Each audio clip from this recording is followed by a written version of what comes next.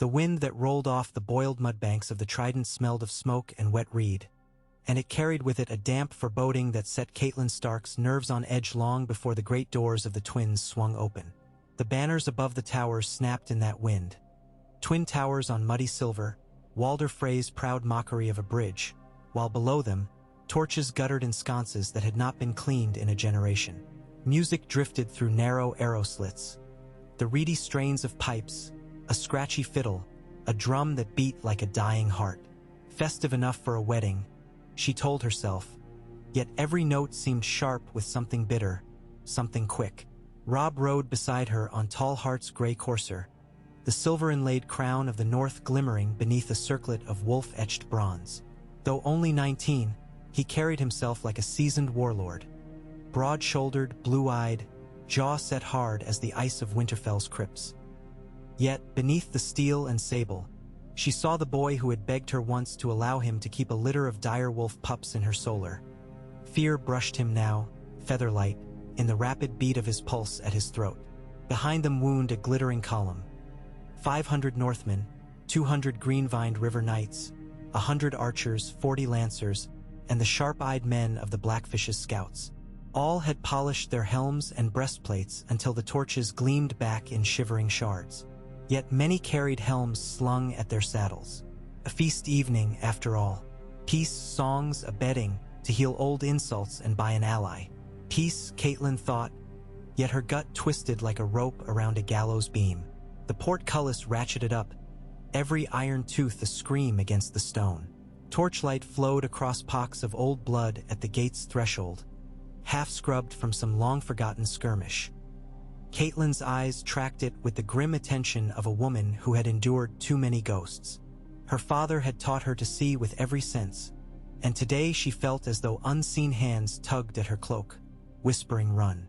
They had scarcely dismounted in the courtyard when Grey Wind's snarl rumbled across the flagstones. The dire wolf prowled at Robb's side, fur bristling, teeth bared toward the torch shadows that crawled beneath the eastern tower's murder holes. Men faltered. A few Frey guards muttered prayers to the Seven. Even Robb's sworn brothers exchanged wary glances.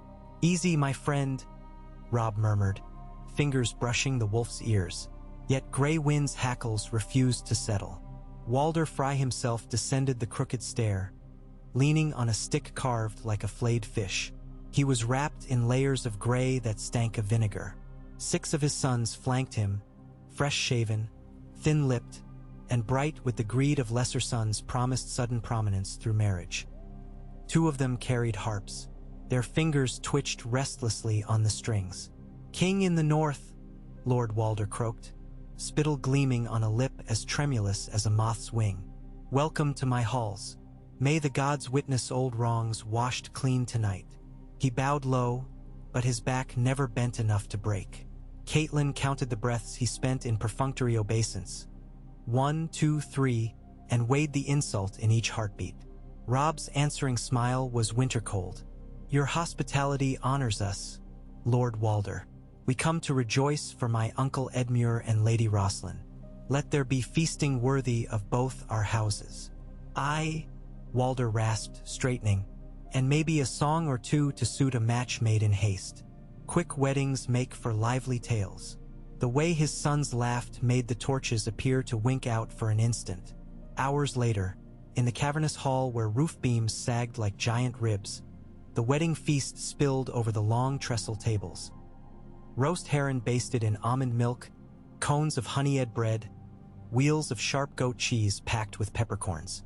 Casks of Frey pale ale foamed freely, while candelabras dripped wax in pale rivulets that hardened like bone. Yet for every steaming trencher, there were shadows gathered behind carved columns, watchers who spoke to no one, eyes hard as stone arrowheads. Catelyn tasted the hush more keenly than the ale. In Winterfell's hall, laughter would have boomed between rafters. Here, it skulked behind hands and was swallowed in gulps, the same hushed wariness she had heard once at Moat Cailin the night before the Ironborn raided. A minstrel in ragged motley roamed the high table, plucking a thin stringed lute. He sang in a sweet tenor that floated above the subdued murmurs. "She is rain upon the barley," he He the storm upon the sea, where their hearts ring bright and hearty, there are chains unbroken free. His refrain fluttered, unsettlingly gentle. Across the boards, Catelyn's gaze snagged on the man's left sleeve, a patch of leather darker than the rest, fastened hastily with butcher's twine. Beneath it, the outline of something rigid, scabbard, dagger, shifted each time he stooped to accept a tipped copper from a fry girl. She set down her cup. Robb noticed. "Mother!" He followed her gaze. His eyes narrowed. Subtlety, Catelyn thought, was a gift Ned had wielded in silence. Robb's temper burned hotter. She laid a hand over his. "Later," she whispered, eyes open. Gray wind lifted his head from beneath the table. His yellow gaze fixed upon the minstrel, then swept the hall with predatory calm. Catelyn felt the wolf's growl start like thunder in the floorboards. A sudden draft hissed from the servants' doors. Candles flickered, casting fleeting light across a gallery where fry guards lounged with hands folded too close to sword hilts. Two wore breastplates unmarred by feast grease, a breach of custom for such a wedding. One's hand rested upon a crossbow's latch. Robb stiffened. "They are armed," he breathed. "So are we," muttered the great John Umber, leaning forward, his braided beard gleaming with ale froth. "Fewer Freys in this hall than ours. The rest crowd yonder towers. Finale will be ugly. Aye, but we carve our path." Catelyn's pulse drummed in her ears. "We cannot ignite a bloodbath without proof. The Riverlands cannot afford a new war." A scream tore the air. At the lower tables, a serving girl crumpled, clutching her throat. Blood sprayed across a trencher of pomegranate seeds. The minstrel staggered back, his lute splintered. No, shattered by Grey Wind's jaws. The wolf's teeth buried in the wooden shell that concealed a recurved crossbow. Bolt and trigger clattered to the rushes. Silence slammed into the hall. Faces paled. The fry guards on the gallery scrambled to ready their crossbows. Too late. Northmen lurched up from benches with knives drawn. Shields seized for platters. Tankards hurled like missiles. Robb's sword cleared its scabbard in a hiss as cold as moonlit water. "Summer Hall," he shouted, the signal chosen in whispers before they had ridden across the trident.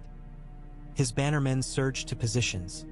Tallheart across the dais, Mormont at the scribe's alcove, the great John barreling toward the gallery stairs like a charging aurochs. Catelyn flung her cloak aside, seized a fry boy by the collar, and slammed him against the carved back of Robb's chair. "Are you part of this?" she hissed. He whimpered, shaking, eyes huge. "I, my lord father. Answer." But the thunder of splitting timber drowned any reply. The eastern doors burst inward beneath the weight of a ram fashioned from a log borne by Blackfish Tully's scouts. Riverlord spearmen poured through the breach, shields raised. Catelyn glimpsed Brynden Tully's silver trout helm shining beneath torchlight, blood on his cheek like paint. Walder Frey's voice cracked the maelstrom. "Treachery!" he screeched, spit flying, cane brandished like a scepter. "Guessed right. You breach guessed right." Robb stalked toward him, blade dripping. "Guessed right." His voice was calm as the weirwood heart in winter. "You plotted my family's murder beneath your roof. The direwolf has your measure, old man." Walder's cane shook. "You cannot prove." The minstrel groaned where Grey Wind stood over him, fangs glistening. Catelyn pressed a boot to the man's chest, yanked open the patchwork sleeve. 3 more bolts slid free, each tipped in oily black. "Manticore venom," whispered Maester Vyman, bending to inspect. "A kiss of death." Robb raised his sword a hair's breadth. "Proof enough."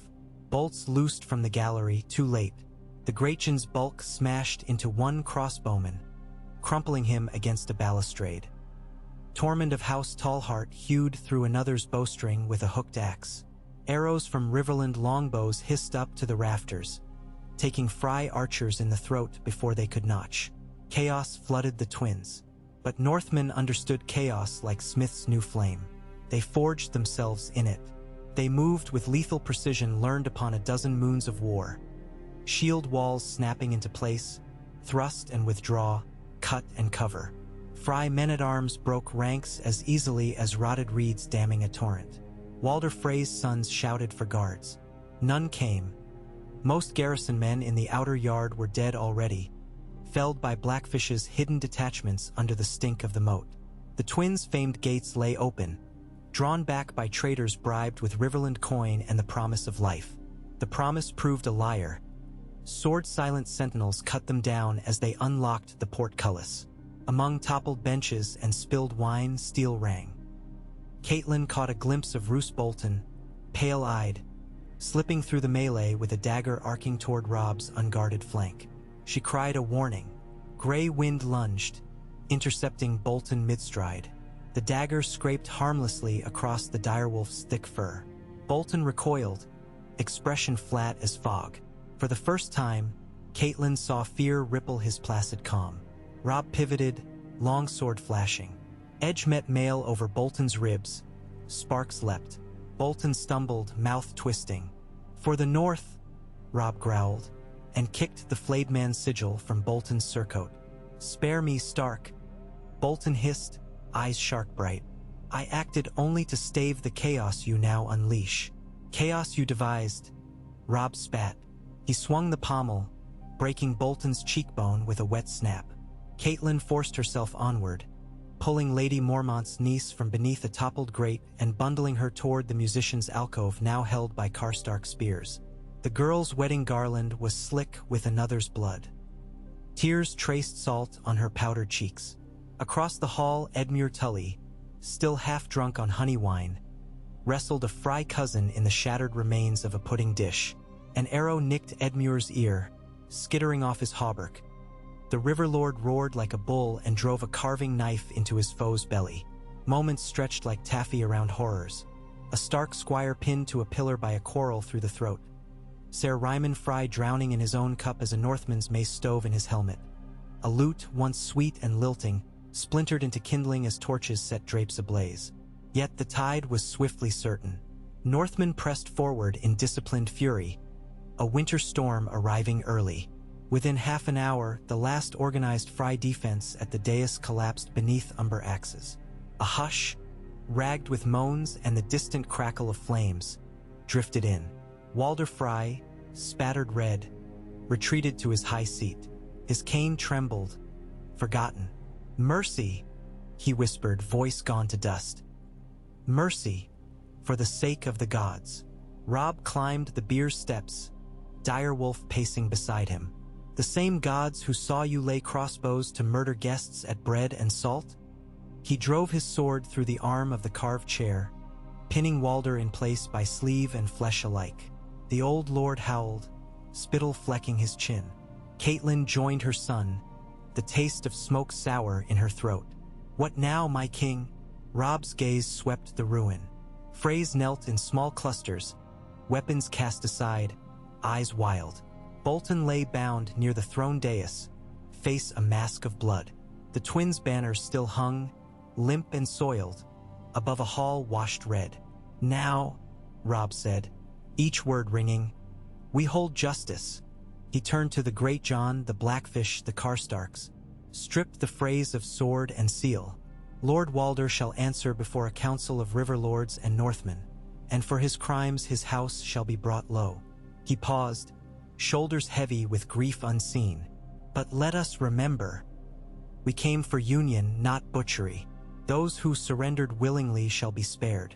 The innocents deserve better than Walder's scheming." The murmurs of assent were staunch and grim. From the gallery, smoke coiled thicker. Flames gnawed velvet drapes. Men hurried with buckets. Others pried open the high windows to let the choking air escape. Under the growing roar of fire, Catelyn laid a hand on Robb's arm. "This night could have ended with your death. It almost did." He met her eyes, and she saw the boy again, frightened but unbroken. "Grey wind saved us." She glanced to where the direwolf now prowled the hall, ears twitching. But something more guided him. Perhaps the old gods whisper louder in these stones than we guessed. Robb sheathed his sword. Perhaps, or perhaps we have learned at last to listen. He turned toward the smoking doors. "Come," We must secure the towers before dawn. The twins are ours now. But the war is not over, and I will not have this victory rotted by vengeance unchecked." He strode away into smoke and torch glare, gray wind at his heel, banners of the dire wolf lifted high. Around him, men cleared broken pewter, comforted the wounded, extinguished embers with cloaks, and bound Frey captives with torn wedding ribbons. The twins groaned under their feet, stone lamenting secrets laid bare at last. Yet, in that groan, Catelyn Stark felt a sliver of dawn break open. The Freys had dealt treachery and received the harvest of their own sowing.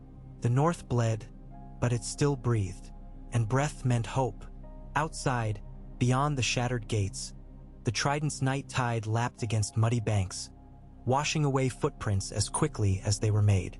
Somewhere across that dark water, new songs would rise of a wedding where wolves hunted betrayers, where blood paid for blood, songs of warning, songs of vengeance, songs of a king who refused to die. And the old river carried them endlessly toward the dawn. Smoke still crawled along the rafters of the great hall long after the last Frey shriek had dwindled to a whimper and the banner of the flayed man was hacked down from the gallery rails. The draft that slipped in through the shattered doorway herded that smoke in sluggish swirls, as though unsure where the carnage ended and emptiness began. Catelyn Stark moved through it with her cloak drawn tight against the sting in her eyes, lantern raised, feet sore from slipping on rushes soaked in wine and blood. Outside, the moon had climbed above the eastern tower's crooked turrets, glazing their arrow slits in ghostly silver. She told herself dawn must come. It always did. Yet the hush that had followed slaughter felt like the hour between one heartbeat and the next, a pause so absolute it threatened never to resume. Gray wind patted ahead, nose low, ears swiveling. The direwolf's paws left quiet prints in soot. Bodies had been borne out, Northmen and Frey alike, and piled in the outer yard for sorting by heraldry come morning light. Still the hall reeked of offal and char. What scraps had not burned lay half-eaten by fire. Harp strings fused to bow staves, platters welded into crescent moons, a child's doll blackened atop a bench. The twins had always been ugly, she reflected. Tonight they had grown monstrous. At the foot of the dais, Robb conferred with Brynden Tully and Galbart Glover over a rough map chalked onto a platter of smoked oak. The Blackfish's gauntlet finger traced patrol routes along the western parapets, while Glover marked X's where hidden murder holes had been discovered behind loose masonry. A pair of horn lanterns threw coppery halos around their bent heads. Catelyn waited until Robb glanced up. His eyes were red, whether from weariness or smoke she could not guess. "The gates?" she asked. "Barred." His voice rasped like sand on steel. "We post fresh watches every 2 hours. Meage Mormont insists we billet her women on the drawbridge itself. No stranger shall pass." The Blackfish grunted agreement. "Strangers the least of it. Tywin may march as soon as ravens reach him." "We sent ravens?" Catelyn's brow furrowed. "Aye," Robb said, "but ours flew first." She followed his meaning. Ravens from the Freys rookery would now bear the tale of a failed massacre and a house brought low. Lannisters would rage, the Reach might stir. Even the Iron Throne itself would tremble in its gilded hall. Yet Northmen could not outpace wings. "Then we must hold the twins," she said, "until the message means less than the blood that wrote it." Robb's mouth curved, half pride, half sorrow. "Mother, you speak steel." "Necessity," she murmured, lantern raising to flare across the dais where Walder Frey had been bound upright to his high seat. His left sleeve was pinned to the oak by Robb's sword. The wound beneath clotted dark, the linen stiff with gore. The old lord's eyes glimmered like tarnished coins in the lantern light, lids sagging, spittle gathered upon his chin. Yet he watched every figure that passed, hoarding secrets in the hollows where his cheeks had collapsed. Roose Bolton knelt nearby, wrists chained behind, ankles shackled. A squire had sliced away his boots to search for poisoned stilettos. Now his pale feet rested upon cooling flagstones. Where Robb's pommel had broken his cheekbone, swelling distorted the leech-white skin into a bruise near black. He regarded the world with blank detachment, eyes unreadable as still water beneath ice. "Lord Bolton," Catelyn addressed him, "how does it feel to be on the wrong end of treachery?" Bolton blinked as though waking from a mild dream. "Treachery is a word drawn by victors, my lady. Had the bolt found your son's heart, you might have called tonight justice." Her fingers tightened on the lantern's handle until it creaked. "The gods would know the lie, even if men did not." "But men shape the song," Bolton replied softly. "Ask Lord Walder there. He has shaped 100. Now another calls the tune." Robb's hand fell to his sword hilt. "Your tune will be measured on a gallows." Bolton tilted his head, blood matting his hair. "A gallows is a poor measure for a flayed man. Yet I hear the North remembers old sigils." The Blackfish stepped forward, fist whitening on the pommel of his long sword. "Enough riddles, leech. Speak plain." Bolton's gaze slid toward Catelyn. "Very well. I speak thus. Within a fortnight, Tywin Lannister will march a host double our number." The Frey crossings would have been his wedge. "Now you hold them, but hold them with half-spent men. You have wounded me, but the old lion will come to finish the kill. When he does, you will want every blade, even mine. Would you bow to Robb again after bearing a dagger?" Catelyn asked. "Your oath means ash. Oaths mean opportunity." Bolton sighed. "I serve the North by surviving. I have not bared my dagger. It is you who have nicked me with suspicion. Release my chains, give me men, and the Dreadfort shall ride to this bridge's defense." Glover barked a laugh. "Your bastards will ride, no doubt, to bleed our wounded." Robb raised a palm to still them. "Bolt or chain, Lord Bolton. Either keeps you at my side, where I can see you. For now, you remain bound." Bolton's shoulders lifted in a faint shrew. "Gee, as the king commands." Gray wind bared his teeth, a growl thrumming in his chest. Walder Frey jerked at the sound, the sword in his sleeve grinding bone upon oak. A whimper slipped his lips. Catelyn turned toward him.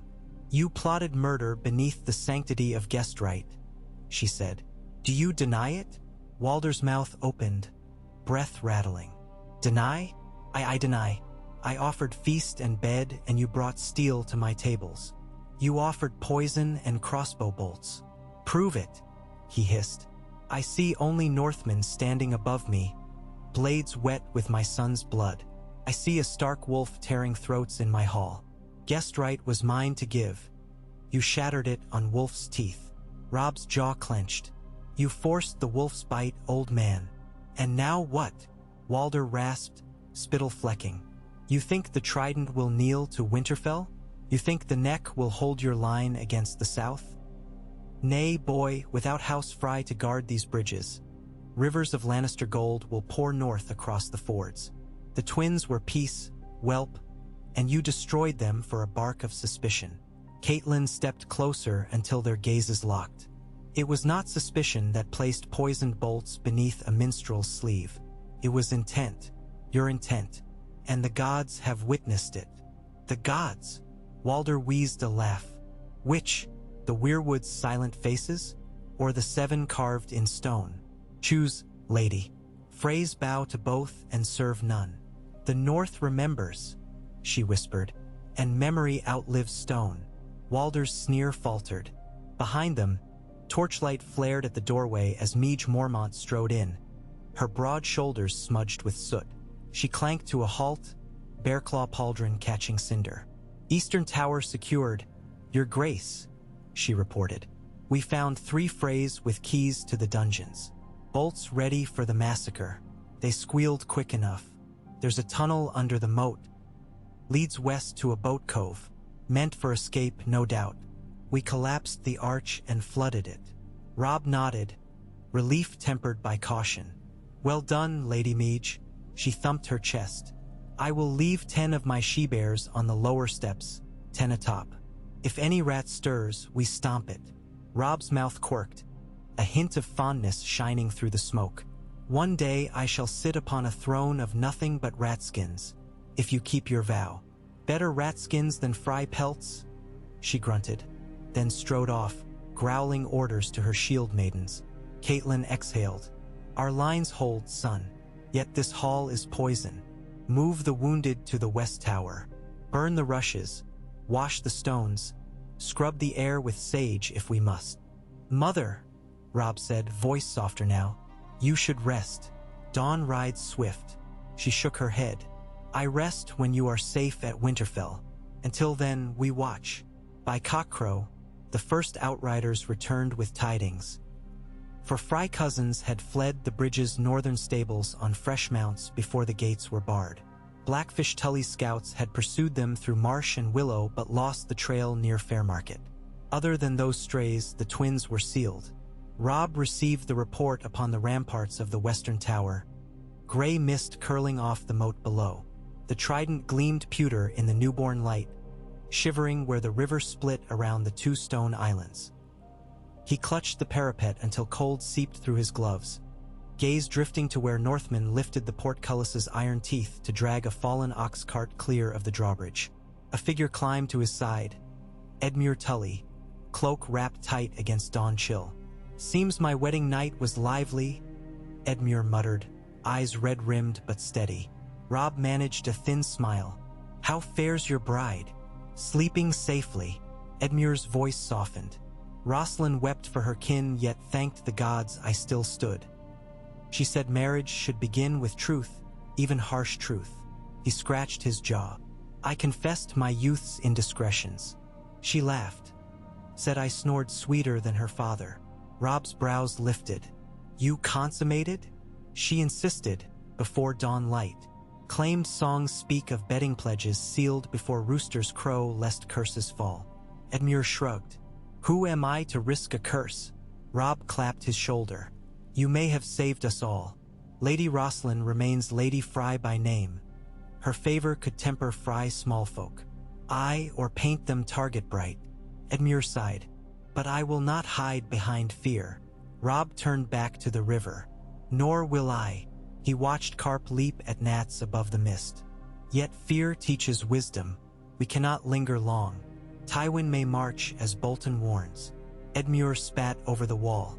Bolton's warnings are barbs dipped in blood. He would guide us down a road of flayed skins if we let him. True. Robb's fingers drummed stone. Still I must weigh each counsel. My lords of the north look to me. He met Edmure's gaze. Will Riverrun stand with me? Come what may? Edmure drew a deep breath. House Tully stands.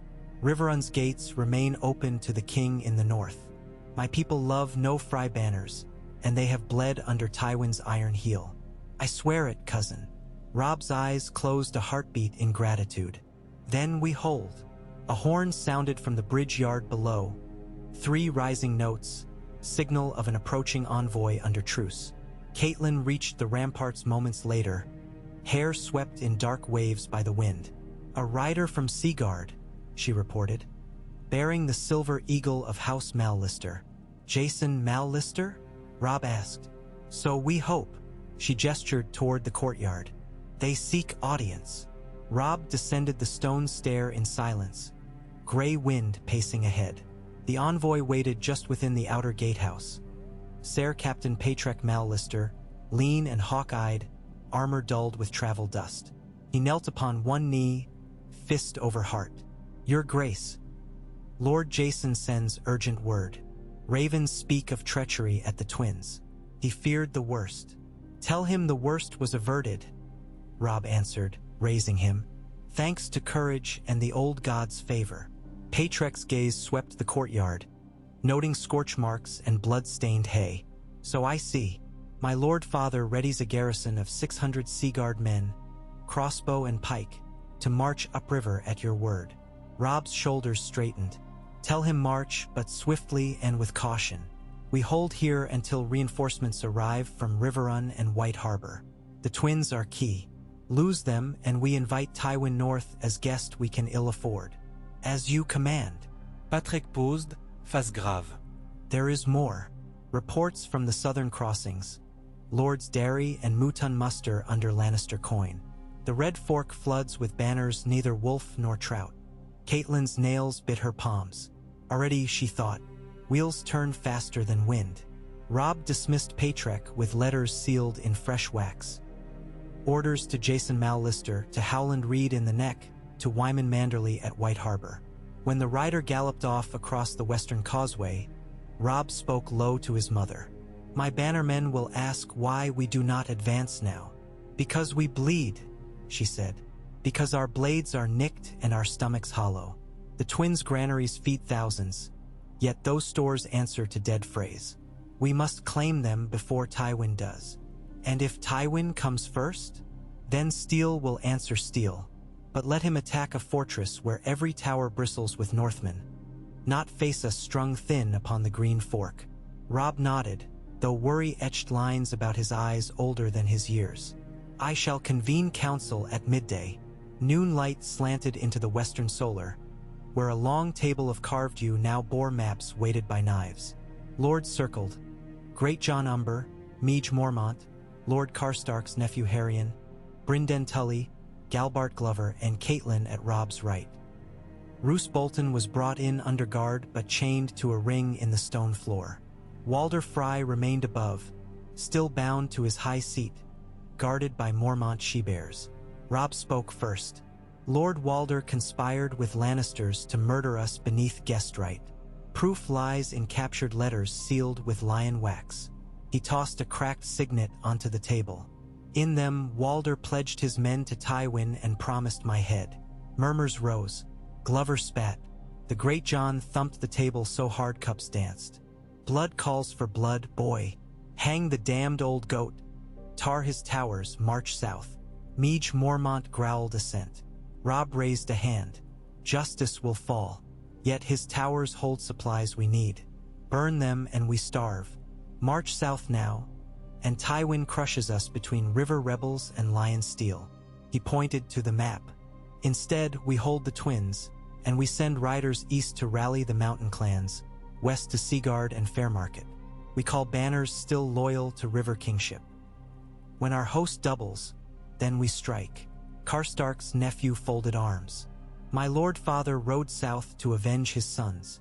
He died beneath Lannister blades. His ghost begs me answer in kind." Robb's eyes softened. "And you shall, when victory is sure, not gambled." Bolton's shackles clinked as he shifted. "Let me ride north, your grace. I will gather Dreadfort spears, 3,000 hardened men. With them at your back, esteem grows." The Great John snarled. 3,000 flayers." Robb shook his head. "Your valor is noted, Lord Bolton, yet chains remain." Bolton inclined his head, unbothered. "Then allow my bastard to march. He commands fear among the carls of the weeping water." "Your bastard flays babes," Meege said flatly. "We have heard tales." "Tales," Bolton echoed, voice mild. "War breeds rumors sharper than blades." Catelyn cut through. "Enough. We speak supply, not butcher's legend. Riverrun's granaries stand. White Harbor ships can sail the Trident with the autumn tide if Seaguard's eagles shield their passage. The twins must become beacon, not butcher house. So we hold, we feed, we knit our wounds." Heads nodded, reluctance tempered by reason. "Then Walder must live," Glover muttered. "As hostage, keep his head to still Frey rebellion." Catelyn's stomach tightened. "Heads can be lost to knives in the dark. Better we ferry him north under guard, captive of the direwolf." Robb rubbed his brow. "An escort to White Harbor, then ship to Deepwood Motte, far from Lannister reach. Yes, arrange at dusk." Bolton spoke again, tone curious. "And what of me, your grace?" Robb regarded him with chill calm. "You remain prisoner until victory proves your loyalty." Bolton bowed his head. "I serve." Catelyn watched the man's eyes. Still water, deceit hidden fathoms deep. That evening, as torches flickered along every corridor and mending grooms led new horses into the stables, Catelyn walked the eastern parapet alone. The Trident rippled copper beneath twilight, breeze carrying the scent of rush fires and wild mint from the far bank. She remembered childhood summers at Riverrun, fishing with net baskets, chasing Edmure through apple groves, listening to her father recite the names of every minor house along these rivers. House names now burnt at Frey hands. Footsteps approached. She turned to see Talisa Mager, Robb's queen. Mount the stair, skirts gathered. The foreign healer's braids were bound back, her shift stained in drying poultice. She paused, breath clouding. "There are more wounded than bandages," Talisa said softly, dark eyes shining. "But they mend. Your son's men are strong." "They are," Caitlin answered, though worry pinched her. "How fares the babe?" Talisa's hand brushed her belly, still slight with only 4 moons swell. "Quiet as shadows. I think he listens to the ravens." "And you?" Caitlin's words held gentleness she seldom allowed. "I hear or feel a hum inside these stones." Talisa gazed across the river. A song of blood, of ghosts. She met Caitlin's eyes, but also of mercy. Caitlin remembered Talisa kneeling beside a Frey girl that morning, sewing a severed ear while Northmen jeered. "Mercy, yes. Your presence tempers our men's rage," she said. "For that I am grateful." Talisa half smiled. "Your son tempers them. He is just. He must be more steel and mercy both." Caitlin exhaled. "We all must." They stood in hush until horns sounded thrice from the west gate. Mallister's first vanguard, 200 pikes, had arrived. Below, the courtyard bustled, lanterns bobbing. New banners rose. The silver eagle of Seaguard alongside the leaping trout and direwolf. Caitlin felt something shift, a balance tipping from dread toward resolve. Talisa touched her arm. "Hope," she said simply. Caitlin nodded. For the first time since the war's first raven, she sensed it might be true. Night again. In the chaplet of the Seven within the western tower, candles burned low, painting the marble faces in morning hues. Robb knelt before the maiden statue, hands clasped.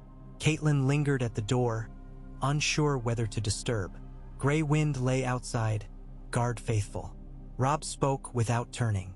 "I pray for strangers these days." She stepped closer, robes rustling. Strangers. The Frey children who never hoisted crossbows. Servants who filled cups they feared were poisoned. Innocence amid treachery. He let out a shaken breath. "I worry what sword we forge in ourselves, Mother. Each stroke sharpens it, but at what cost to the flesh that swings?" Caitlin knelt beside him. A king who asks that question is a king worth following. Her hand covered his. "Do not let doubt blunt you, but let it guide." He looked at her, eyes rimmed with red. "Father's ghost walks me, as he walks us all." She smiled, tears threatening. Eddard would be proud. A lantern sputtered, guttering. They remained in the hush, 2 figures wrapped in candle scent and stone chill. Dawn's pale ribbon unfurled across the east when a horn blasted from the north wall, for abrupt notes. Enemy sighted. Caitlin jolted from her cot in the southern guest chamber, heart thundering. She snatched her cloak and hurried to the ramparts.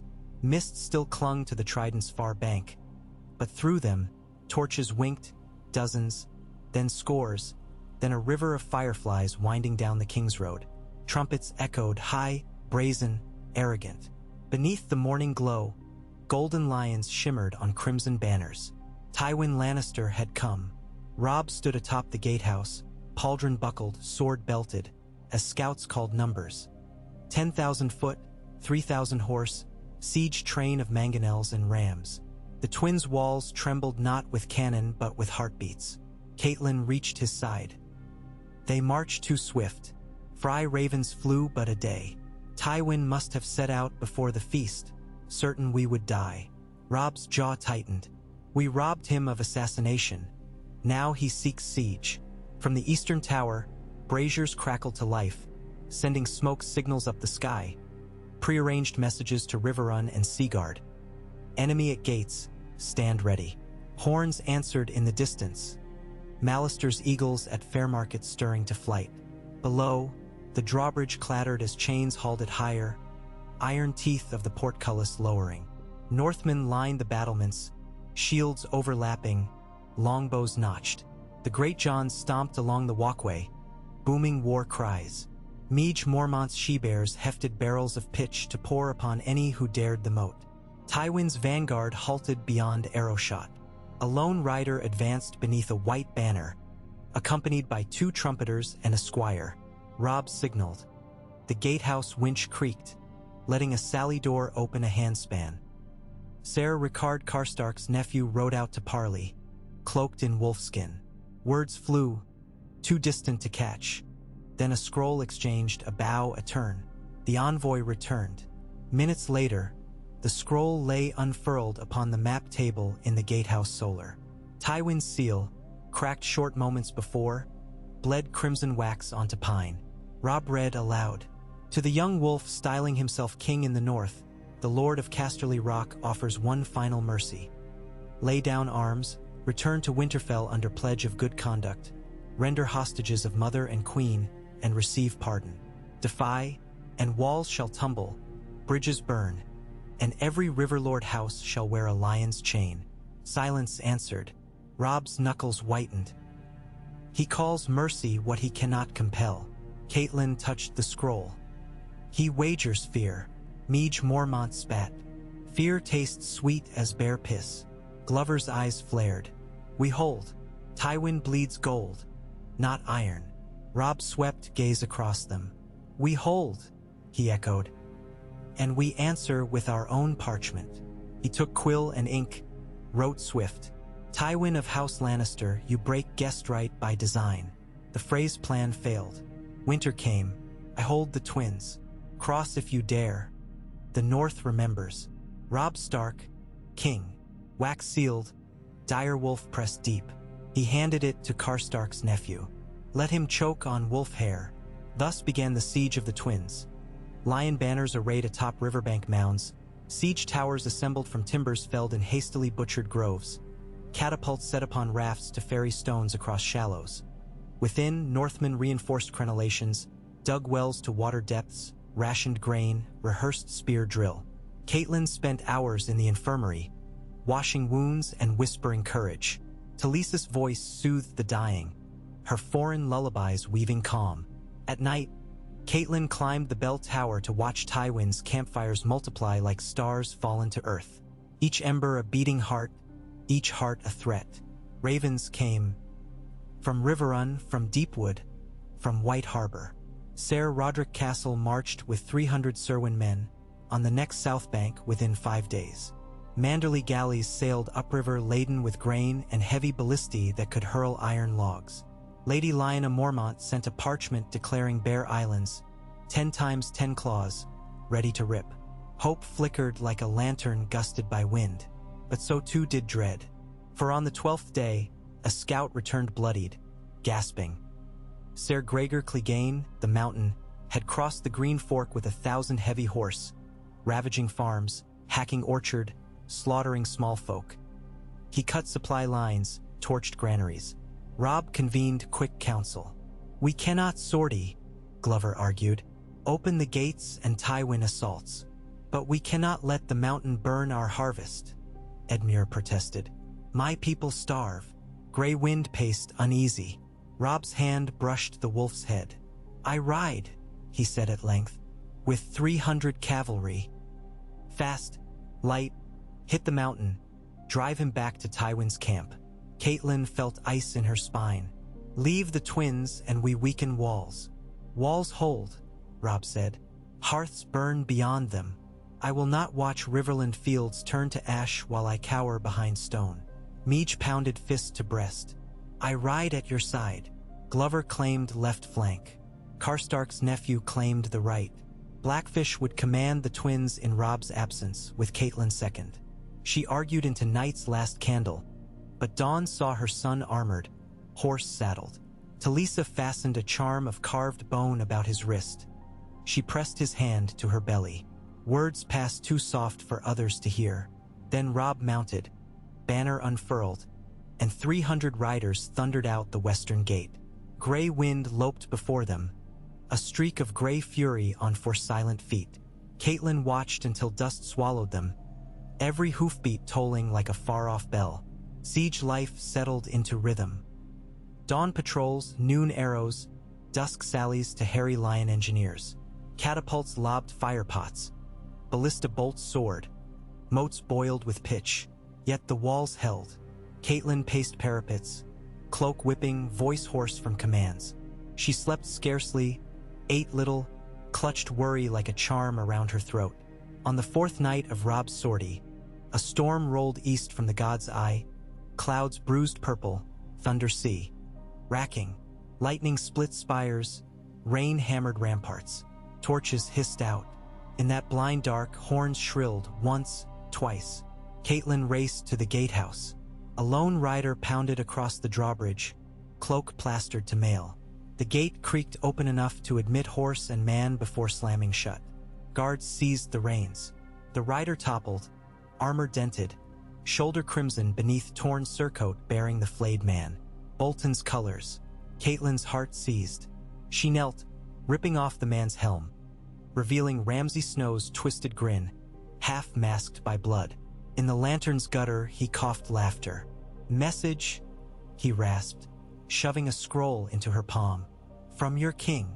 Hands dragged him away, but his cackle echoed down stone. Catelyn broke the seal. Robb's script, smeared by rain. Mother, we harried the mountain back across Fairmarket Ford. Pursuit cost dear men. Returning now under heavy storm. Send lanterns to guide. All well. Relief buckled her knees. Then dread. Ramsay came from Robb's party, yet bore wounds inflicted by who? She snapped to the guard. Lock him. Chains thrice thick. No light, no blade. See to it. The man saluted, face blanching. Catelyn hurried to lantern room, set 3 beacons aflame atop the north tower. Signal for returning sortie. Flames hissed under rain but held. She stood soaked, hair plastered, scanning the black. Hours crawled. Then, faint, she heard hoofs splashing in ford mud. Shapes emerged. Riders hunched against storm, standards limp. Lanterns waved from walls, drawbridge lowered. Gray wind bounded forth, howl rising. Robb entered, helm under arm, cloak shredded but eyes bright. The courtyard roared. Men rushed to embrace comrades. Stable hands led lamed horses. Robb slid from saddle and caught Catelyn in a tight embrace that smelled of wet fur and smoke. We live, he said against her hair. She stepped back, scanning his form for wounds. Bruises, cuts, no mortal hit. Ramsay came, she said low. His face hardened. He turned traitor mid-pursuit, slashed my banner-bearer, fled into the storm. I feared he'd find Tywin first, surprised he dared these gates. He bore your letter. She hesitated. Why betray? Bolton Blood sings strange songs, he muttered. Yet he stole maps from our baggage. Mayhap planned to trade them. We must question him. Question carefully, she warned. Storm thundered, yet within the tower hearts beat fierce. Interrogation chamber, lower dungeon. Water dripped, chains clanked. Ramsay Snow sat bound to a chair of iron, grin splitting bruised lip, torches guttered. Robb stood with Catelyn, the Blackfish, and Maester Vyman. No one else. Secrets weighed heavy. Why betray me? Robb asked quietly. Ramsay's laugh gurgled. My liege. He spat blood. I serve House Bolton, father chained by your mercy. I answered with boldness. Boldness. Robb's temper flickered. You cut down allies, fled with battle plans. Plans worthless, Ramsay shrugged. I prefer chaos. Catelyn sensed something off, too brash. Chaos for what gain? He leaned forward, chains creaking. When lions roar, wolves scatter. I merely light torches in dark to watch shapes dance. Robb's jaw clenched. Where are the maps? Ramsay's grin widened. Washed to pulp beneath river storm. Lies. Truth sweet as maiden's kiss. Robb stepped back, anger leashed. Mother, leave us. No. His eyes met hers, pleading. She shook head. Torture him and you lose part of yourself. I will extract truth by word, not blade. But I must protect my men. She hesitated, nodded slowly. Robb faced Ramsay again. Perhaps you think me weak for sparing Frey innocence, for chaining your father, not flaying him. Voice low, dangerous. Recall the fate of traitors in Winterfell of old. The man who passes sentence swings the sword. Ramsay's smile finally faltered. My father taught me other sentences. Your father bleeds fear behind chains. Robb stepped closer until their faces nearly touched. Tell me Tywin's next move. For the first time, Ramsay's gaze flickered. Tywin builds punts to cross above the neck, he whispered. A back door. He sends Clegane north with torch and blade. Plans holdfast raids to starve you. How know you? I overheard Lannister scouts at Fairmarket before I cut them. He laughed again, hollow. I am chaos, but not lion's pawn. I kill for sport, not coin. Robb studied him, disgust warring with consideration. What else? A raven flew to the Dreadfort 3 nights past. Command from Tywin. Promise. Legitimize me. Grant me Winterfell lordship if I deliver your head. Catelyn's breath caught. Winterfell burned, she whispered. Ramsay's grin shone shark white. Yet titles survive ash. Robb exhaled slow. You will write your father a letter. Confess, beg mercy, swear fealty to me alone. You will seal it with Bolton's sigil. Then you will remain here, chained, until victory decides your fate. Ramsay chuckled, but doubt glimmered in his eyes. My father values letters like lepers' kisses. Then he shall value the weight of this chain. Robb turned, cloak swirling. Maester, fetch ink. As they left, Catelyn heard Ramsay murmur after them, voice soft as snake belly. Chaos remembers. Weeks blurred. Tywin's siege tightened. Yet Seaguard men arrived, bolster numbers. Manderley galleys anchored upriver, catapults joining battlements. Howland Reed's Crannig outriders struck supply wagons, melting into bog. The mountain failed to breach again, repelled by Lannister pikes. And within the twins, grain stores held. Catelyn found fleeting peace one misty dawn when ravens from White Harbor brought new banners. A swan ship with stark direwolf prow, bearing Wyman Manderley's son Ser Wylus, leading 400 heavy infantry and a wagon of silver coin to pay Sellswords turned disillusioned with Lannister gold. Hope waxed like a new moon brightening nightly, but war's tide shifted yet again when Roose Bolton vanished from his cell. Guards found chains hacked, keys missing, a single flayed man's sigil carved into the stone wall in blood. Panic rippled. Search parties scoured towers, found naught. Robb thundered in the great hall, fury near breaking. Catelyn calmed him. A rat finds cracks, she said, but cracks can be sealed. She ordered double watch rotations, hounds loosed in tunnels. Still, Bolton was ghost. 5 nights later, a Bolton squire staggered to the gatehouse, throat slit ear to ear, rope dragging from ankle. Pinned to his jerkin, a scrap of wolf hide and a parchment. The Dreadfort remembers. Robb's hand shook reading it. Bolton rides to Tywin, he rasped. Or plots his own throne, Blackfish growled. Catelyn stared at the wolf hide. Grey wind pelt? Impossible. The dire wolf prowled the courtyard even now. Bolton sought to sow doubt. Robb's rage settled into icy resolve. Then we close noose before he tightens ours. He convened final council. Lannister, Blackfish, Meege, Glover, Karstark's nephew, Manderley's captain. Maps unfurled. Tywin's trenches, supply lines, unfinished punt yard. Robb proposed midnight assault upon the west bank, 2,000 foot wading across downstream shallows at low tide, while galleys hurl firepots on siege engines. Simultaneously, a hidden Crannogman force cuts Tywin's horse lines, sowing panic. When dawn breaks, the twins' gates open and Stark cavalry charges. Risk high, but stalemate worse. Lords agreed, hearts afire, a chance to break Lion Fong. Catelyn watched her son, shoulders square but eyes gravid with the weight of young kingship and unborn child. She remembered him swaddled, remembered his laughter chasing Bran through Winterfell's courtyard. Now he commanded armies, gambled futures. Her heart ached with pride and dread knotted as one. That night, She stood upon the rampart as Northmen filed through posterns, wading silent into river shadow like shades slipping into another realm. Lanterns hooded, mail padded with cloth. Above, the sky hung thick with racing clouds, a pale half-moon veiled, perfect for stealth. She whispered prayers to the old gods and the new. Talisa joined her, hand finding hers. "He will return," Talisa said, a tremor hidden beneath steady tone.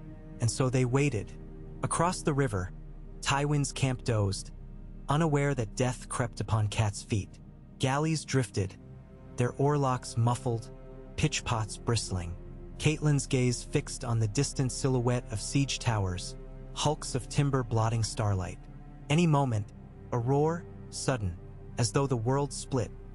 Flames blossomed along the punt yard, torches hurled from unseen hands. Shadows danced crimson, horns blared. She saw riders scattering, horses screaming as tents ignited. Another flare, Manderley galleys unleashing blazing bolts. Camp awoke to hellfire. Then, beneath walls, Tywin's trench line erupted in screams as Northman foot burst from river fog. Shields locked, spears thrusting. Catapults stood unmanned. Ladders toppled. Panic spread like wildfire. Catelyn gripped crenellation, breath frozen. Any moment now gates would open for cavalry. But a sudden horn shrieked from behind, the eastern causeway. She spun. Torches on the north road scores. Riders bearing flayedman banners charged the rear of the twins, led by Roose Bolton on a black destrier. Betrayal from within. Shouts rose atop walls. Guards wheeled crossbows. Archers pivoted. Bolton's men hurled grapnels, scaling secondary walls neglected for siege's west-face focus. Panic flickered in Catelyn's veins. Enemy without and within. She whirled to trumpeter. Signal recall. 5 blasts. Horn blew, frantic. Below, Northmen still across the river heard naught amid clangor. Bolton's forces swarmed parapets, clashing with rear guards. Gray winds howl carved through night, savage. Catelyn raced downstairs, sword drawn though she barely knew its bite. Talisa barred her. "You must stay safe." "I must lead," Catelyn hissed. She pushed past. Within the eastern yard, chaos bloomed.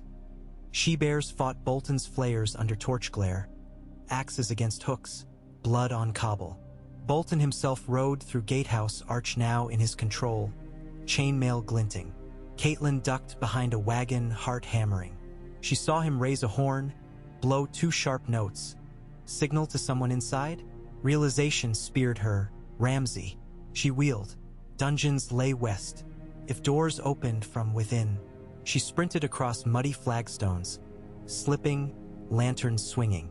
Guard corpses lined corridor, throats slit. She stumbled over one, nearly fell. At the cell block, heavy door gaped. Ramsay was gone, his chains empty. Footsteps behind made her spin. Ramsay himself, blade crimson, grin feral. "Lady Stark," he cooed. "Chaos swells." She lifted sword, shaky but firm. "Back, bastard." He licked blood from blade. "Shall I fill you with flayed love before dawn?" He lunged. She parried clumsily, sparks flying. Pain jarred elbow.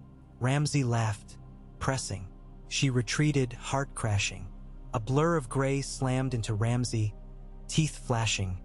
Gray wind, formatted, fury unleashed. Ramsay screamed as jaws clamped his sword arm, bone crunching. Catelyn thrust, point sinking into belly, hot spurt across her hand. Ramsay staggered back, gurgling, eyes wide in disbelief. Gray wind tore his throat, snarl cut short by choking gargle. He collapsed, limbs twitching, lifeblood pooling. Catelyn trembled. Wolf raised bloody muzzle, eyes meeting hers. She whispered thanks. Outside, horns wailed, the recall called. Bolton's attack faltered as word spread of Ramsay's death. Men hesitated, morale fracturing. Robb's cavalry thundered across drawbridge from west, returning triumphant to find new foe inside. A fierce melee churned eastern yard, but flayers found themselves caught between hammer and anvil. Bolton spurred horse toward gate. Grey wind intercepted, hamstringing mount. Bolton crashed, tried to rise. Robb rode him down, sword flashing. Catelyn, watching from arch, saw the blade's arc, saw Bolton's head roll into torchlight. When dawn broke, the twins still stood, battered but unbroken. Bolton menace ended. Tywin's camp smoldered across the river. Siege engines charred. Lion banners drooped amid smoke. Northmen cheered. Horns answered. Drums boomed wolf cadence. Catelyn sank to knees in courtyard mud, gray light washing her in chill. Talisa knelt beside, arms around. Robb crossed blood-slick stone, hair plastered to brow, eyes burning bright. "We hold, mother," he said. She rose, embraced him, felt his heart racing. "You hold," she whispered. "Winter holds." Around them, men chanted, "King in the north! King in the north!" Voices rose like storm tide, echoing off towers no longer Freys. Direwolf banners snapped in new dawn wind. The river carried smoke south, carrying word of lions checked, flayers slain, wolves ascendant. Somewhere far beyond horizon, ravens beat black wings, bearing news that the song of the Red Wedding had changed key. The dirge of betrayal rewritten into ballad of wrath and resilience. And high atop the eastern tower, Grey Wolf howled triumphant, his cry threading through morning gold, promising that memory, once kindled, never dims. Ash fell like gray snow upon the burned hulks of the Lion siege engines as dawn lightened toward fragile Rose, drifting over the Trident's sluggish bends and settling on half-sunken punts whose tar-black ribs still smoked beneath the waterline. Carrion crows wheeled, alighting on ruined catapults to pick at the ropes while Northman patrols prodded the charcoal beams with spears, half expecting another ambush to lurch from the ash. None came. Where Tywin's host had bristled 2 nights before, only toppled pavises and trampled pennons remained, trailed by a ragged spoor of broken barrels and abandoned helms leading south. Robb Stark watched from the eastern tower's highest spar, gloved hands resting on the cold stone merlin. His cloak, stitched hastily from Frey household silks, snapped in a wind that smelled of wet embers and churned mud. Every so often his eyes drifted toward the ribbon of road vanishing beyond tall reeds. The King's Road, now scarred by the gouges of withdrawing wagons. Beneath his breath, he counted steps until the last speck of crimson vanished over a low ridge. Only then did his shoulders ease. Gray wind lay at his feet, muzzle upon paws, amber eyes tracking a distant rider who galloped from the river scout picket, cloak streaming Lannister silver. Robb's steward, a wiry umber cousin missing 2 fingers, waited at ladder's foot with a slate of figures. Barley bushels, sailcloth inventories, spear shafts still unshattered. Math for another day. Robb raised a hand, sending the man below. He stayed until the wind chilled sweat upon his neck, then descended spiraling stairs to the hall that once reeked of Frey vinegar and fear. Now it hummed with hammerfall and saw rasp. Carpenters fashioning crossbraces for shattered doors, masons resetting flagstones cracked by firepots. Above the dais, the direwolf banner hung beside the silver trout and the blue Lannister eagle. Walder Frey's twin tower device, moth-eaten and smeared by soot, sprawled ignominiously on the rushes where it served as a bed for kennel pups. Catelyn met him near the archway to the western courtyard, chin lifted though exhaustion rimmed her eyes. She had not slept more than snatches since Bolton's breakout, yet her will remained iron. "The riders confirm," she said without preamble. "Tywin marches for Harrenhal. His wounded slow him. Clegane remains rearguard, torching every hamlet between here and the Blue Fork to deny us forage." Robb grunted. "Then we march faster. And outpace supply? Lannister sent larders, but we cannot strip Seaguard bare. Winter is a whisper on north winds. We pursue at least to Stonehenge," he insisted. "Keep pressure until harvest wagons catch us." "Riverrun needs men for planting," she countered. "Your Uncle Edmure's levy is half in these walls." His jaw tightened.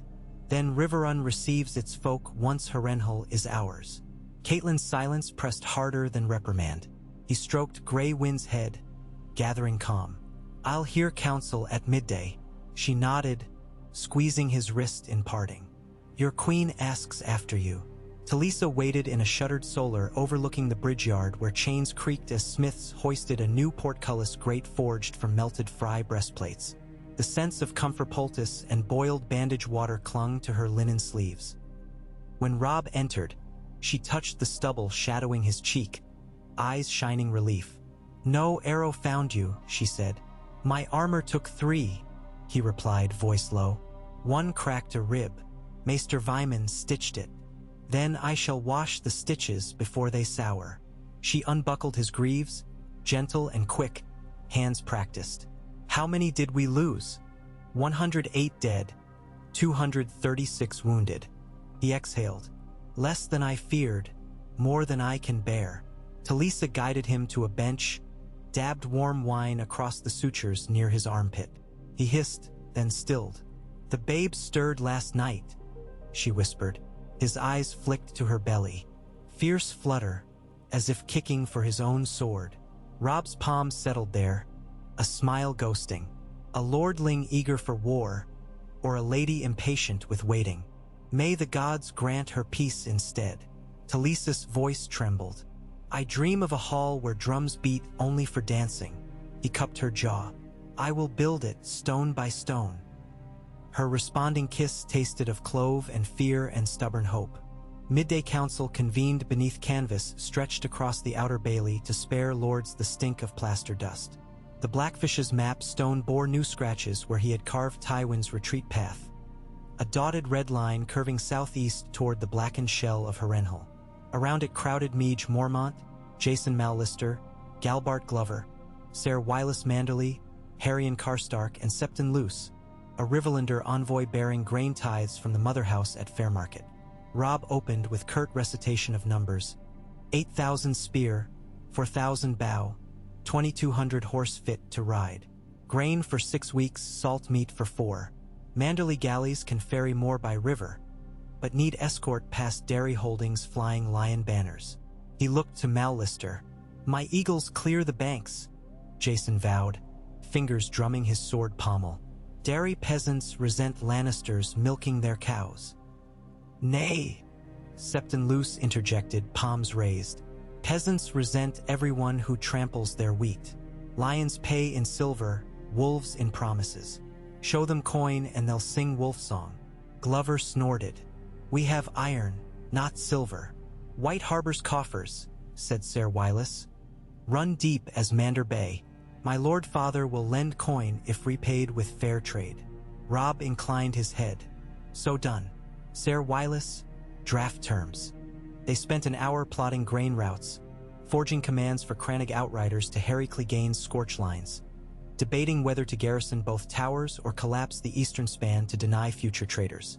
Meege slammed fist and argued to drown the causeway entire, turning twins into true island fastness. Jason countered that Riverland trade would choke. In the end, they agreed to sink the smallest of the 3 fords with rubble, leaving only the main bridge under Wolftrout watch. When talk shifted to the fate of Walder Frey, Catelyn spoke.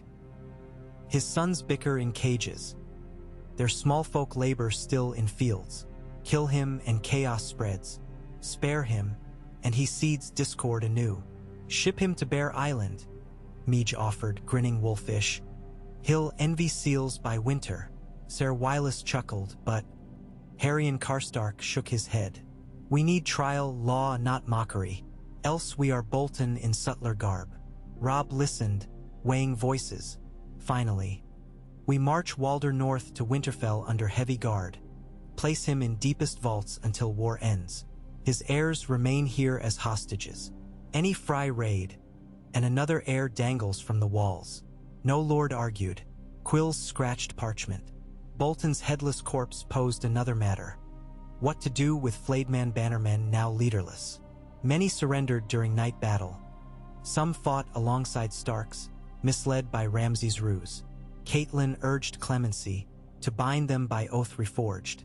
Glover, whose cousin died to a Bolton arrow, wanted gallows. Compromise emerged. Retain seasoned men under new sigil, the white direwolf inverted with red slash, symbol of debt repaid. But flayers who wielded skinning knives faced judgment by trial of sword or rope. So decree written, Robb dismissed council. The Blackfish lingered, tracing a finger to a marking south. Moat Cailin. If Tywin rebuilds, he may swing west, link with the Ironborn at Moat Cailin. Euron Greyjoy raids the Sunset Sea unchecked. Robb's brow knit. We've had no raven from Pike in moons. Might mean they feast on our coast while we bleed inland. Bryndon's gaze sharpened. You need eyes west. Arrange it, Robb ordered. Hire Myrish lenses if you must. That twilight, gray wind scented strangers on the north bank. 5 riders cloaked in mottled green and brown, sigil-less. They bore Howland Reed's cipher rod of carved bog oak. Escorting them to the hall, guards discovered one carried a birchwood casket sealed in resin. When Catelyn prized the lid, she found a shrunken, severed hand with bloody parchment nailed through palm. Lannister wax impressed on the nail head. A lion clutching a flayed man. Message clear. Tywin and Bolton still conspired. Reed's bogmen had slain courier before scroll delivered. The parchment read only, "Seal the wolf in his Denver." Robb's council gathered again by torchlight, thunder rumbling through broken roof tiles. Septon Luce crossed himself before Maiden Icon, muttering. Mal Lister spat. Mormont cracked knuckles, thirsting for heads. "We ride," Robb said, voice like iron quenched. "At first light, 1,000 horse north across the neck. We raise any Bolton holdfast unbowed. Harrion commands garrison here." Catelyn's protest died before uttered. She saw in his eyes the steel of Ned crossing the neck to bring justice after Greyjoy revolt. "I ride with you," she said instead. Robb shook head gently. "The twins need Stark presence. And..." His gaze flicked to Talisa standing near, hands folded over their child. "Our family cannot ride exposed." Catelyn's throat tightened, but she acquiesced. "Then take the Blackfish." Brynden strapped sword belt before she finished. "Wouldn't miss it." Plans set by midnight. Carpenters hammered horseshoes anew. Ostlers fed oats heavy with salt to ward colic on flooded causeways. The scent of rain and hot iron mingled with pine from hastily hewn spears. Across the wide realm, ravens carried the tale of the shattered wedding. Birds winging over misted moors, across Crownland's forests, down gilded spires of kings landing to the Tower of the Hand. There, Grand Maester Pycelle unfolded scrolls before Lord Tywin's vacated chair. Voice quavering through the litany of Frey defeat. Bolton treachery revealed.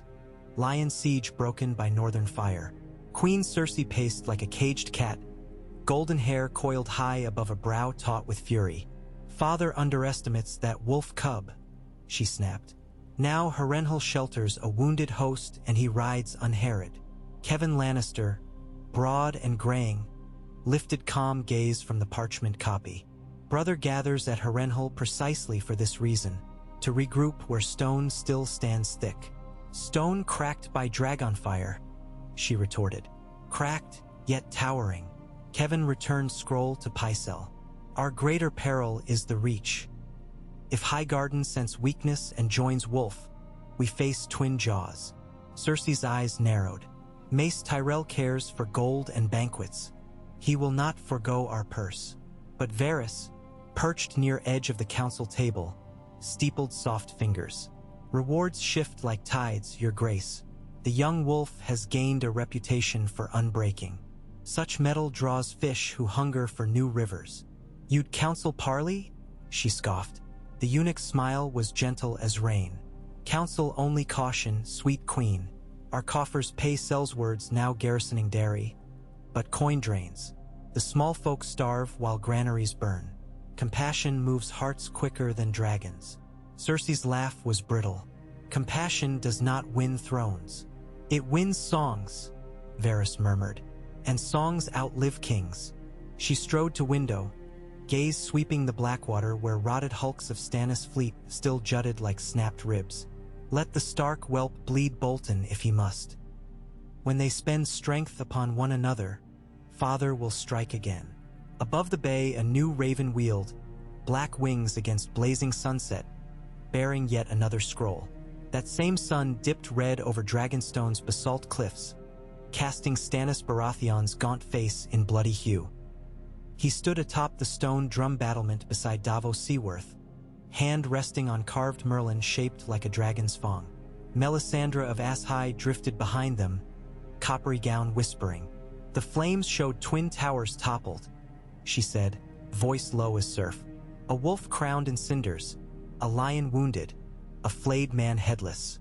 Now rivers run crimson to the sea. Stannis' eyes never left the horizon. A prophecy vague as seagull droppings on deck. Tell me worth. The night is long, she replied, but every flicker bears meaning. Your path clears. The north and riverlands churn the lion to weakness. Seize your hour. Davos shifted. Sire, supply runs still thin. Salador demands double pay to sail again. Let him rot, Stannis snapped. If the realm hungers, they must eat loyalty. Davos bowed head. Ships require more than loyalty. Melisandre's gaze gleamed in half-light. The Lord of Light provides to the faithful. She turned crimson eyes on Davos. And burns the unfaithful away. Davos met the priestess's stare with hardened sea salt calm. Fire makes ash of all, my lady. The trick lies in not choking on it. Stannis stepped back from parapet. We sail when the moon darkens. Send ravens to northern lords. Karstark disinherited. Bolton revealed traitor. I offer them justice and the true king's peace. Some may heed, Davos conceded. If we bear bread, not only threat. Stannis' jaw set. Then we seize bread. He strode downstairs, cloak flaring. Melisandre followed, leaving Davos alone in sunset's dying glow, thoughts heavy as iron anchors. Far north, beyond snow-clad barrows and whispering weirwoods, a different fire burned. On a ridge above the King's Road's northernmost stretch, where only hardy traders and knights' watch messengers rode, Jon Snow knelt beneath a twisted pine, while cloak crusted with frost. Ghost, white fur flecked with rime, watched the horizon where purple dusk embraced leagues of silent land. With Jon stood Mance Rayder, once ranger, now king beyond the wall, and to Jon's left, Tormund Giant's Bane, red beard iced. A black-feathered raven perched on Jon's gauntlet, scroll bound by night's watch wax. Message long awaited. He broke seal. Maester Aemon's spidery hand informed of southern tumult. Freys crushed, Lannisters retreat, King Robb holding the twins. Mance red reflected hope in Jon's eyes. Your pack howls victory? One battle, Jon murmured. War still storms. Tormund spat. Better wolves than lions. Mance traced the parchment with weathered thumb. If wolves and free folk share enemy, perhaps peace can howl. Jon looked to the wall, ice luminous beneath moonrise. I must bring this to Castle Black. Till then, we hold Craster's keep, gather strength. The raven flapped off, winging toward distant ramparts where other fates brood. Back at the twins, dawn drizzle hissed over banners as Robb's vanguard assembled. A river of fur-caped riders, sigils of bear, trout, and pine among the direwolves. The blackfish triangled scouts ahead. Trumpeters tested silver horns. Talisa bade Robb farewell at the gate, palm against his heart. Catelyn pressed a dagger-shaped charm into his glove, Ned's ice crystal cut from frozen weirwood sap. For truth, she said. He bent, kissed her brow. Keep the wolves within well-fed. Gray wind bounded to his saddle side. Then the gates groaned, the drawbridge clattered, and hoofs thundered into fog. Catelyn watched until shapes blurred into pale wash, heart each beat sending a prayer northward. Behind her, the twins' rebuilding continued. Masons hammering mortar, children sweeping ashes, Frey servants bowing warily to new wolf masters. She turned toward the towers. Responsibility loomed as tall. With Robb gone, command rested on her and Harrion Karstark. She would not fail. That evening, ravens arrived. One from Deepwood Mott reporting Ironborn raids repelled. Another from White Harbor bearing sealed purse of bright silver. A third from the Eyrie, rare enough to quicken breath, signed by Lady Lisa Arryn, offering safe trade passage across the mountains of the moon. Catelyn traced her sister's unsteady script, tears pricking. Perhaps blood yet outweighed fear. She issued orders. dispatch barges downriver to Eastfield with grain, send riders to the Eyrie with gifts of smoked trout and white weirwood carvings, erect a shrine to the Seven beside the weirwood grove for southerners uneasy under old gods. Night settled. Moonlight silvered the river. Frogs croaked from reedy banks. In the great hall, torches guttered low as Catelyn penned letters to Brienne of Tarth, now scouring the crownlands for Sansa, and to her daughter's last known companions. Ink blurred at edges where her quill hesitated over Arya's name. Footsteps approached. Harry Karstark bowed stiffly. Lady Stark. Scouts from the North Ford sighted riders. A flag of truce, gold and red. Her pulse quickened. Lannister. Too small for Tywin's host. Perhaps envoys. Or spies. She set quill aside. Bring them under guard to the bridge house at dawn. Bread? Salt. No blades in the hall. Harrion nodded. Left. Catelyn exhaled. Closed her inkpot. At dawn she met the envoys. 2 knights in road-dusty mail, tabards torn half away, accompanied by a squire white-faced with nerves. They bowed low after accepting bread and salt from her own hand. Their leader introduced himself as Ser Adam Marbrand, formerly of the Lannister Outriders. Catelyn studied him, auburn hair lank with rain, eyes weary. Ser Adam, she said, why risk the twins? He produced a sealed tube. A letter from Lord Tywin for his Grace King Robb Stark, or in his absence his counsel. Tywin negotiates by sword, not scroll, she replied. War teaches flexibility, Ser Adam said. Lord Tywin proposes exchange of captives. 1 Jaime Lannister for Ser Edmure Tully and Lord Walder Frey's living sons. The offer hung heavy. Karstark's kin had died to Jaime's blade. Northmen still thirsted for his head. Yet Jaime remained priceless hostage, whereas Edmure lingered within these walls and Frey heirs rotted in cells above. She measured the knight's expression. Truth or ploy? Lord Tywin must present terms in writing, she said at last. Leave scroll and go. We will answer. They departed under watchful eyes. Catelyn unsealed tube, unrolled parchment. Tywin's neat hand offered not only exchange but ceasefire along Trident for 40 days while parleys arranged. A ploy to regroup, surely. Yet a window to breathe. She summoned council. Debates erupted. Glover opposed any respite. Manderly saw chance to ship more grain unhindered. Meege wanted Jaime's head on a spike. Catelyn listened, heart warring. She knew what Ned would choose. Justice through strength. Mercy where honor guided. She thought of her daughters far in King's Landing's shadow, leverage gone if Jaime traded. Of Riverland fields scorched by Clegane's torch. Of her son marching into Bolton's snare. In the end she spoke. We stall Lord Tywin, accept parley but delay logistics. Keep Jaime until Robb decides. But 40 days of calm may feed thousands. Reluctant assent murmured. She penned cautious acceptance. Appended Robb's return by moon's turn, sealed with direwolf. That night, alone beneath the weirwood grove, she knelt in damp grass, prayed to old gods for guidance. Leaves whispered overhead like distant wolves calling packmates across wind-shorn tundra. She closed eyes, thought of Ned's voice. The man who fears to pause between strokes never learns which foes bleed and which merely bruise. She rose resolved.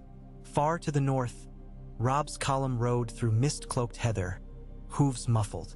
They passed farmsteads blackened by Bolton reavers, doors torn off, smoke holes gaping.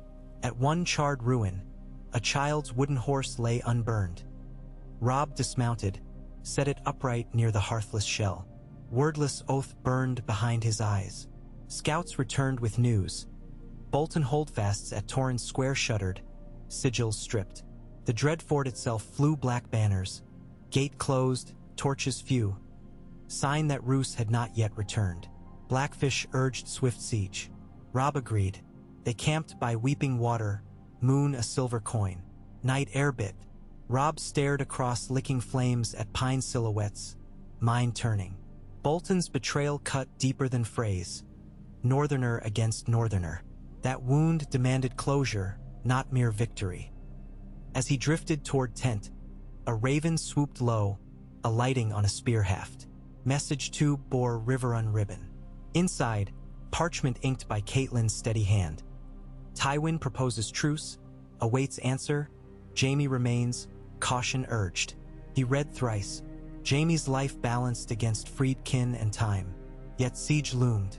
Choices branched like frost-split bark. Dawn shimmered frost upon grass when he called captains. "We take Dreadfort fast," he ordered. "End Bolton threat before Lion truce forces stillness." Glover objected risk. Blackfish approved. Plans laid. Assault at River Gate where walls softened by centuries of damp. Surprise aided by Crannog skirmishers rising from misty fens. In the hush before assault, Robb knelt, sword across knees, whispered to father in winter's halls. Grey wind sat beside, tail beating quiet snow. At Dreadfort, guards slouched behind merlins, unaware of death drifting beneath morning fog. Crannog men in reed-woven coracles poled to base of wall, silent knives slipping between stones to cut throats. Ropes dropped, Blackfish scaled first, pulled by sinewed arms. Minutes later, the portcullis winch shuddered, chains rattling. Starkhorse thundered in, banners streaming. Within half an hour, the outer ward belonged to the Wolf. Bolton men scattered. Some dropped blades, others clashed until cut down. Robb's sword glinted red as sun pierced over ramparts. He strode to the keep doors, oak planks iron-banded. Grey wind leapt against them, growling. Hinges groaned, then burst. Inside the great hall, roaring hearth revealed tables set for feast but plates covered in dust. Atop the dais, a throne of flayed skins stood empty. Roose Bolton gone. Letters strewn across maps spoke of flight east toward White Knife, seeking ship to Bravos. Robb's fist tightened. He ordered pursuit riders within the hour. Glover remained to secure Dreadfort, tend captives. Blackfish led vanguard south to intercept. Wolves on scent.